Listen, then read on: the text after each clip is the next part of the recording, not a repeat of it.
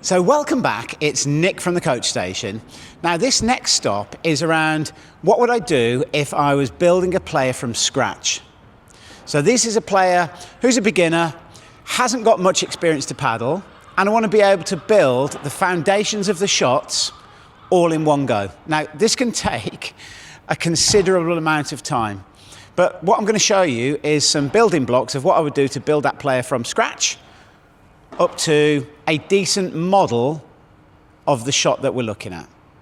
So let's get into it. So first up is a basic forehand. A basic forehand is going to start in a ready position. So that's the number one thing I want to teach, is a ready position. So from the back of the court, we don't need super wide base like this, and we just need a more narrow position. Now we need a more narrow position because what we might have to do is go to the glass, pick the balls out of the glass, turn in the glass, okay, or we might have to play off the back glass. Or we might simply have to move forwards. But really this narrow position is because I'm going to have to move in any of 360 degrees. So the first thing I'm going to teach anybody is a great ready position. Now that ready position here, I can keep the racket down lower, okay, and I'm going to be in a continental grip, or near to a continental grip, potentially more slightly tweaked towards the forehand side so I can flatten out the shot slightly. So ready position, feet are quite narrow, okay, and they are in an athletic position, so that means the knees are bent, the weight is on the balls of your feet, okay, and posture is up, okay, and head's looking down the court towards the opponent. Okay, so that's the very first thing that I'm going to teach anybody when it comes to just a basic forehand from the back of the court. So if you are enjoying the videos, please like so that we can pass this information on to as many players and coaches as possible. So we've got ourselves ready, and the next thing really is to think about what we describe as a split step. Now, this doesn't always work for all players to start with. It might be something that you do a little bit later on. Now, for me, a split step is good when the ball's coming faster and the player's actually ready and has got a bit of technique. They can start to then make that little weight, take their weight off their feet and bounce on the balls of their feet as the opponent hits the ball, which will start that movement and preparation phase ready for the forehand. But like I say, it's something that can be added on later on, particularly if somebody hasn't got great athletic skills or any previous history. It can be quite hard to time that and actually can be brought in a little bit later. Well, we're not going to neglect it because we definitely need it, but if I'm building somebody from scratch, it might be one of those things that I think I'm going to park it and bring it back in later, because it can just look awkward for a player if they're just split stepping and they split step and they're not getting it right and then they're taking the racket back. For me, it can come in a little bit later. So we're in that ready position.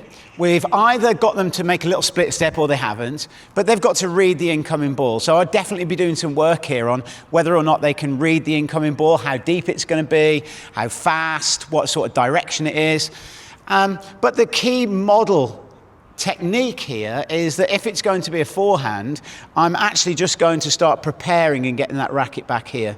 And you can see if it's a return of serve, it's going to be nice and tucked in, the elbow's tucked in. Even if it's coming off the glass, the elbow's tucked in. But the first move I'm going to do is going to move that tip of the racket back and actually open up with the wrist a little bit like this. Following on from that, what you then get to do is either if it's forwards or backwards, you've then got to react at the same time. So I've been ready, I've got my racket back, but then I'm going to react. So if I need to take a step back, I'm going to go and take my right foot back because I need to be able to be in a sideways position to hit the ball. Or if I had to go forwards, I'm going to come and step forwards with my left foot so that then I'm still in this neutral position, this sideways on position here.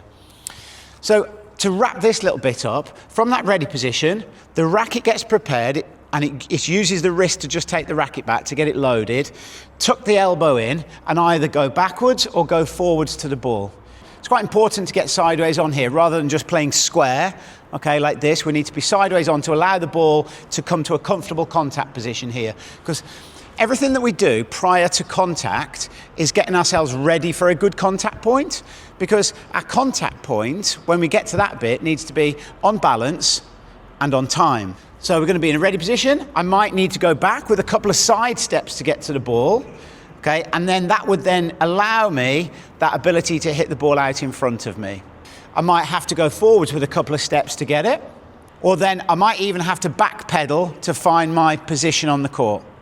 Now, whatever footwork pattern you do, whether that's side steps or a little back pedal or maybe little run steps forwards, at the same time you're preparing your racket and being ready for the shot. And it really does depend on the type of shot that I want to play, is then how I swing the racket towards the ball and then towards the player. So what I'm going to do here is imagine that it's a lob. So I've come back in here. I've still nicely tucked in with the elbow, but as I drive forwards, my racket path then drives up to the ball to be able to get a decent high lob. So that at my contact point, my racket face is open and it goes up into the air. So this first bit of preparation can be the same, and then we can manipulate and change over what we want to do during the contact phase. So from here, if I want a flatter shot, and let's say I'm playing low towards the feet, I can then flatten the pathway of the racket through the ball, okay? Racket face slightly more level at contact, and the ball will then just go and then dip over the net. So the key to it is be ready, racket goes back, I find that position with my feet, I get to a point where I'm just set up and find a moment of balance, and then from there I can then choose what I want to do with my shot. So what makes a good contact point on a basic forehand?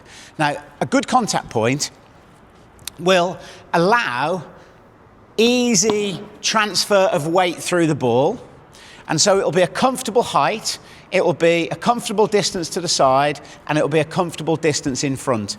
So it's not going to be over here, stretching. Ideally, that's not best practice. It's not behind us here, and it's not stretching. So it's all about finding comfort in that contact point where we can make a good contact, a good swing through the ball, and then apply the tactics that we want to apply to the player. And then finally, after we've played our shot, we're then making sure that that player recovers back and is ready for the next shot before the other player hits the ball down the other side. So that finishes off our technical cycle, our basic role modelling shot, model-based forehand, where we've gone from a great ready position, we've then made a split step, we've got the tip of the racket going back and nice and compact, finding some space to the side of the ball, maintaining a sideways position, either forwards or backwards, getting that little moment of calm during the setup so that we're on balance, on time, we're not stretching and we're not in front too far or behind too far. And then once we've made that good contact under control, we can choose the pathway of the racket where we want the ball to go, either from low to high, a bit more middle to middle, if you want the ball to just be dropping over the net a little bit.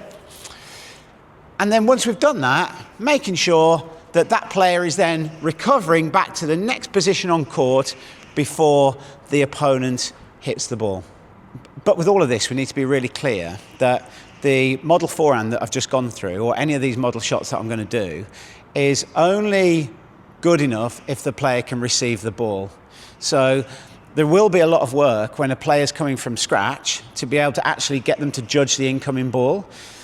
That takes a long time if somebody's not come from a racket sport to be able to actually judge the flight of a ball. So the ball's coming over, the ball's landing, and they've got to be able to time their movement and all of the steps that we've just said with that incoming ball. So there'll be a lot of times where you just need to do some throwing and catching with some players, or just try to get them to hit the ball at the right height, for example, or the right distance in front of them, just to understand that contact point. So it's okay having a model-based forehand, but it has to combine with the receiving skills. Without those two things together, they don't work. So I would teach a lot of receiving skills and then bring in the model. And I would try to then bring the two over together like this. I would do a bit of over here receiving skills, model-based, receiving skills, model-based, if I was building somebody from scratch. So I hope that helps. And we're going to move on to another shot now. So I hope you enjoyed it, and we'll see you on the next one.